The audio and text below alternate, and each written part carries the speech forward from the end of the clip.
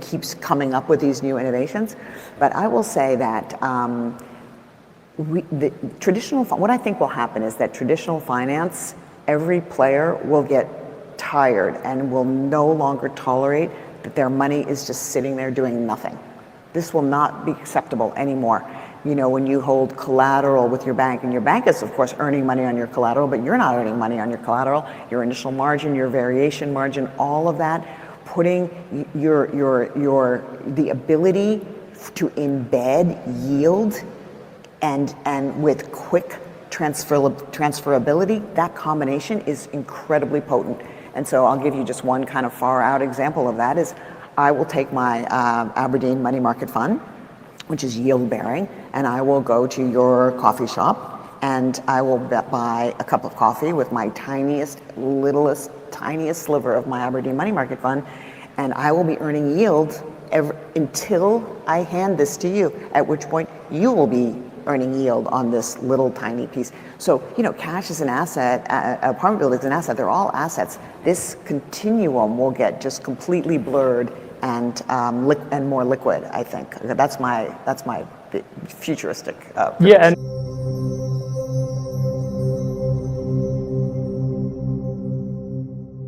alrighty, everybody, what is going on? Welcome back to another CYPRX video banger. Right now, we are witnessing a massive shift, one of the greatest financial transformations of our lifetime. Now, while most people are stuck in the outdated systems, the smart money is already moving. Governments are printing, currencies are devaluing, and inflation is silently eating away at our purchasing power. In a world, however, of decentralized finance, there is a different game being played, one where we can earn real yield, compound our growth, and stack blue chip digital assets for the long term. This is not about chasing hype. This is about learning sustainable yield strategies and becoming your own bank, which is exactly what I said here in this post to back what Stacey Warden from the ALGORAND Foundation was saying. So right now, this all starts with an educational foundation, and that is exactly what we're going to discuss and talk about in today's video breakdown. I want to show you guys physical proof that we are on the precipice of being able to operate on a level playing field with financial institutions as retail investors, where we have equal access to these yield-generating products that institutions have access to for years. And right now, for the very first time in history, those opportunities are being unlocked to us, yet so many people are missing what is happening because they're so fixated on immediate and instant gratification, bullish moonboy price predictions, that they're missing out on the ability to generate yield, compound, and have a long-term perspective to survive in this digital transformation. So with that being said, we're going to jump into some ongoing fundamentals. I actually want to share some documents that were just released from a securitized post in collaboration, it looks like, with Coinbase, or it's a Coinbase report, going over the major growth in on-chain finance, discussing and talking about the crypto ecosystem and institutional interest in adoption. We'll come back to this here in just 1 second. I want to play a video breakdown via a interview that took place from Sandy Koal from Franklin Templeton, an individual representative with valid credentials in the space that works at a large institution, go on to confirm exactly what it is that I'm saying, so you guys don't think I'm making this up.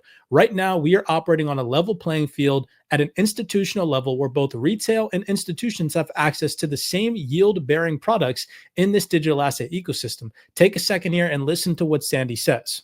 Tokenized money market fund in other regions so that we can have global coverage, right? So a stablecoin can kind of circulate anywhere in the world, but a registered investment product has to work within that jurisdiction. So we've launched a US version of our money market fund, which is a 40 Act.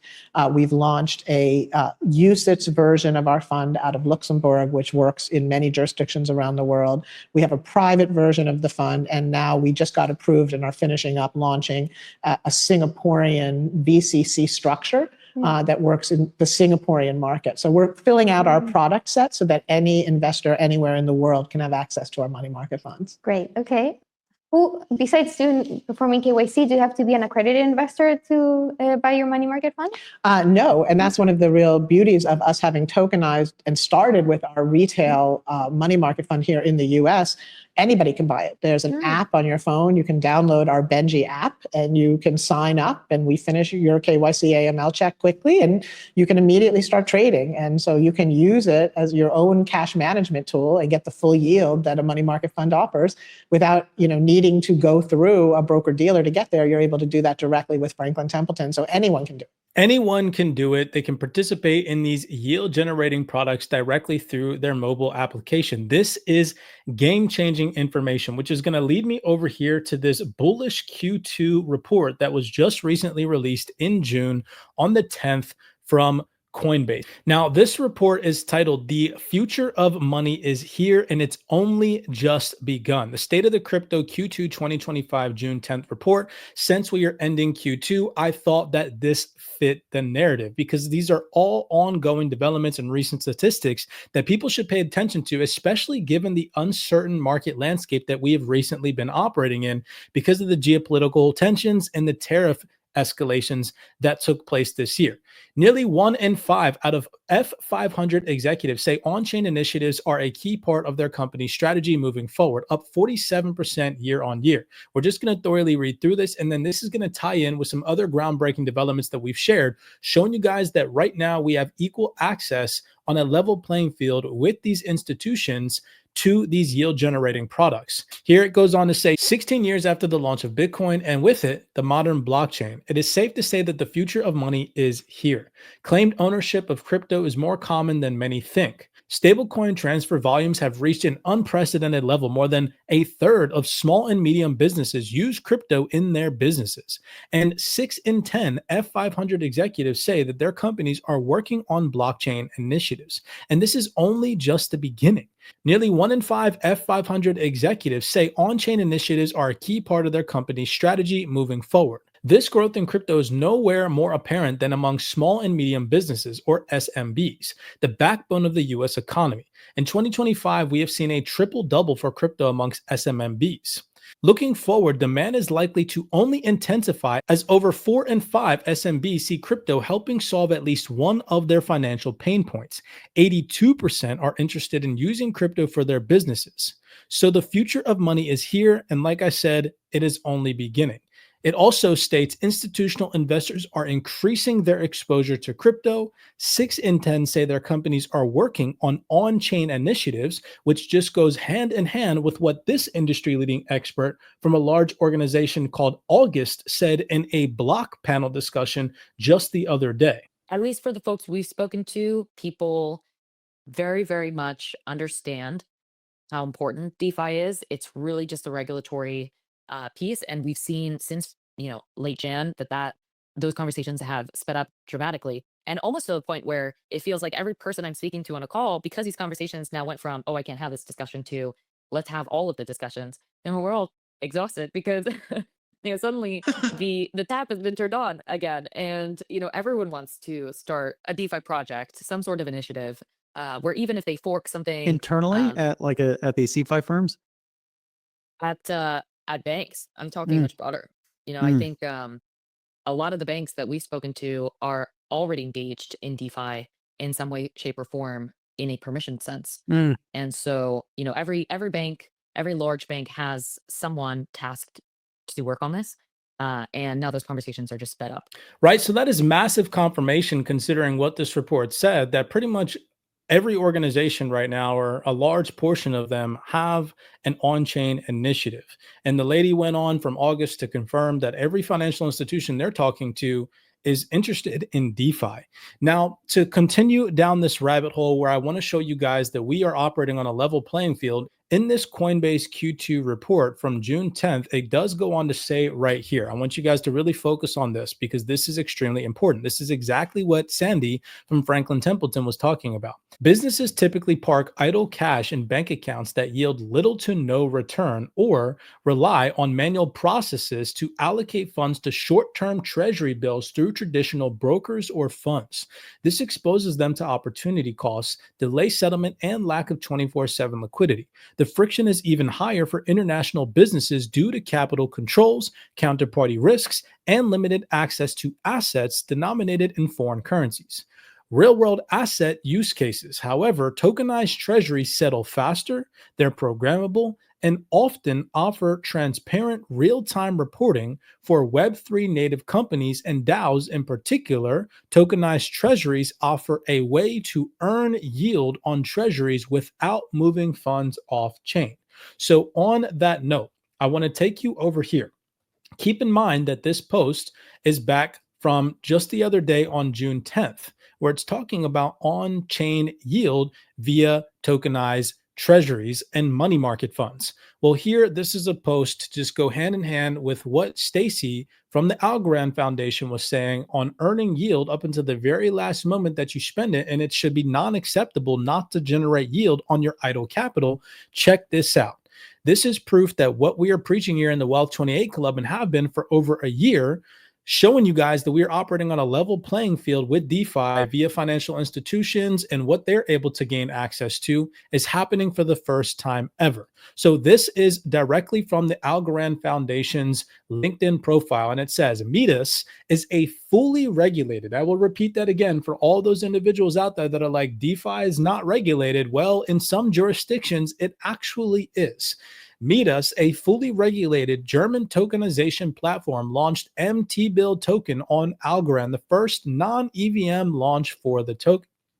MT-Bill is a tokenized certificate reinforcing short-term treasury US Treasury ETFs available to retail investors across Europe. The valuation redemption is based on liquidation proceeds of reference baskets composed of ETFs such as BlackRock's IBO1 and BIDL. However, unlike the BIDL fund, which requires a minimum investment of $5 million, MT-Bill is structured to allow broader access to short duration US Treasury exposure with no minimum investment required. That means if you have $1, $5, $10, you can invest in this. This is huge. With MT-Bill, it says directly here, retail investors have the same access to high quality assets that institutions enjoy.